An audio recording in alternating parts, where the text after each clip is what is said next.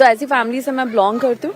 तो फिर उन्होंने एक वक्त के बाद मुझे ये बोला कि हाँ, इस तारीख को ऐसे वक्त पे हम तुम्हें गुरु दीक्षा देंगे, और फिर वो उन्होंने मुझे दी। आपने एक शब्द का इस्तेमाल किया, मेरा पहले का गेटअप और ये गेटअप, तो क्या ये गेटअप है या सचमुच जो हम देख रहे हैं साध्वी हर्षा है? देखिए, साध्वी हर्षा तो पहले मुझे हर्षा ही बोले हम। हाँ, आप हर्षा ही बोले, क्योंकि साध्वी की काबिलियत अभी मुझ में नहीं है, ठीक है। और रही बात इस गेटअप की, इन कपड़ों की, धोती कुर्ता की, तो मुझे लगता है इंसान को हमेशा वही पहनना चाहिए जिसमें वो कंफर्टेबल है। और पहले हमें मजबूरी में बिकॉज ऑफ शो बिजनेस हमें हील्स पहननी पड़ती थी। अब मैं देखिए कितने कंफर्टेबल तरीके से हूँ कि मैं फ्लैट में रह सकती हूँ, मैं उन कपड़ों में रह सकती हूँ जिसमें मैं दायरों में भी हूँ और जिसमें मैं कंफर्ट भी फील कर रही हूँ। तो और मोस्टली मैं साड़ी पहनना प्रेफर करती हूँ। मेरे साड़ी के बहुत सारे पोस्ट आप देखेंगे, लेकिन क्योंकि मैं यहाँ कम साड़ियाँ लेके आई हूँ, मेरे पास साड़ियों की भरमार है, मैं यहाँ कम साड़ी लेके आई हूँ क्योंकि मुझे लगा कि यार कुंभ में तो इतनी भीड़ रहेगी, अगर कहीं इनकेस जाना पड़ा, वॉक करना पड़ा, कुछ भी हुआ तो मैं साड़ी में भाग दौड़ नहीं कर पाऊंगी। तो इट विल बी गुड अगर मैं धोती कुर्ता में रहूं।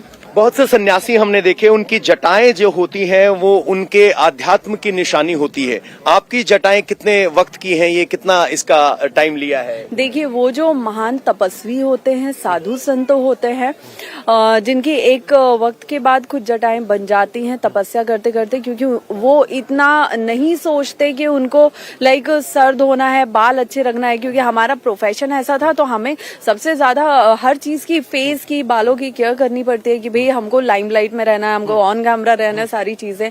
अब और ये जटाओं का मुझे बहुत वो था कि मुझे जटाएं रखनी, क्योंकि मेरे अध्यात्म, मेरे जो इष्ट है वो मैंने शिव जी को माना है। तो मुझे अच्छा लगता है जब मैं माथे पे पूरा चंदन लगाती हूँ और जब मैं साधना करती हूँ, मैं मंत्र जाप करती हूँ, तो मुझे ये था कि मुझे जटा बनवाना है, जटा मुझे चाहिए।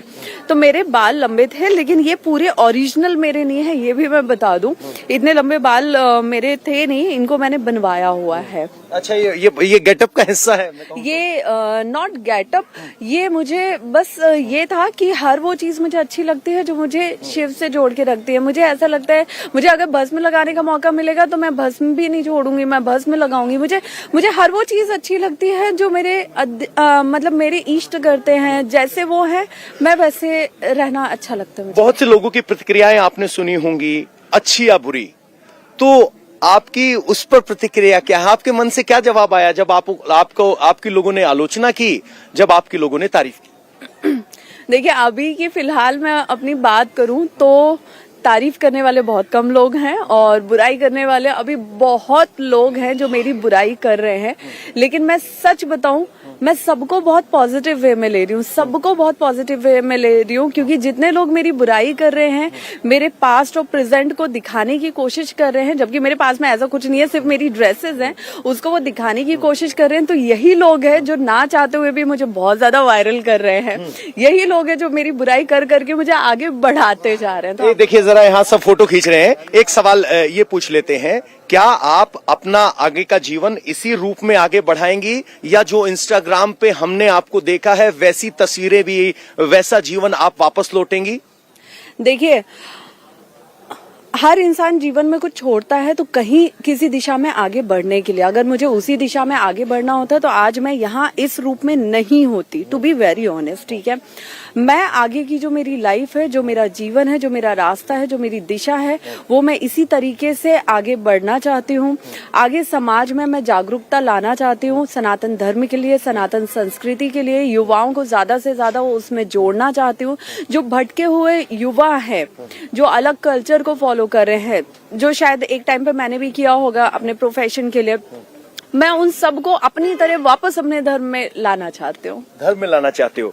एक सवाल जो मुझे बहुत अनुचित लगा, जो आपसे पूछा गया था, और मैंने कहा कोई ऐसे कैसे कर सकता है। सवाल था, आप इतनी सुंदर हैं, कैसे साध्वी बन गई? मेरा सवाल ये है कि साध्वी वेश में भी आपकी सुंदरता ही दिखी, आपकी भावना और डेडिकेशन नहीं दिखा। इस पर आपकी प्रतिक्रिया क्या थी जब वो सवाल पूछा गया? देखिए, ये आपने बहुत अच्छा सवाल किया है, बहुत अच्छा। और ये सवाल मुझसे बार बार पूछा जा रहा है कि इतनी सुंदर साध्वी कैसे हो सकती है, या इतनी इस उम्र में कैसे इतनी आध्यात्मिक हो सकती है। तो मैं बार बार सबको यही बता रही हूँ कि धर्म के रास्ते पे चलने के लिए, भक्ति के रास्ते पे चलने के लिए ना कोई उम्र होती है और ना ही कोई लुक्स मैटर करता है।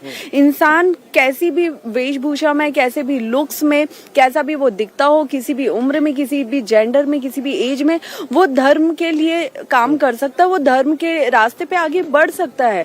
और इसमें सबसे ज्यादा जो मायने रखता है वो रखता है इंसान का भाव, कि उसका भाव क्या है।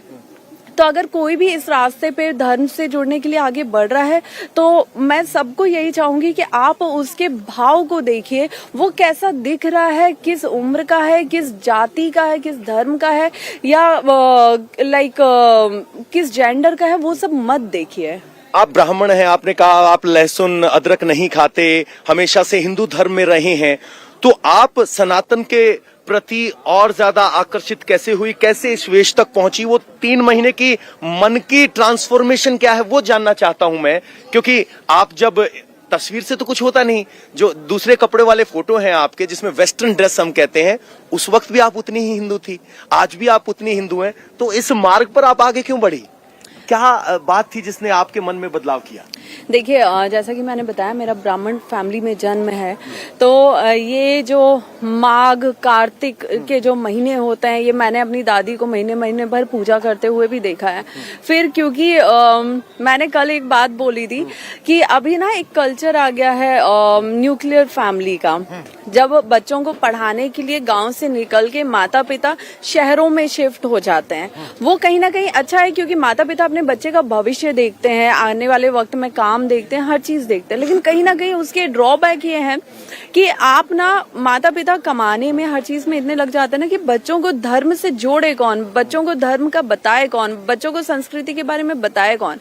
तो उस कंडीशन में क्या होता है ना कि बच्चा हर रिलीजन को, हर फेस्टिवल को, हर चीज को अडेप्ट कर लेता है कि ये भी बढ़िया है, ये भी बढ़िया है। आपका एक डायलॉग था कि अपने बच्चों को जोकर ना बनाए, ऐसा कुछ?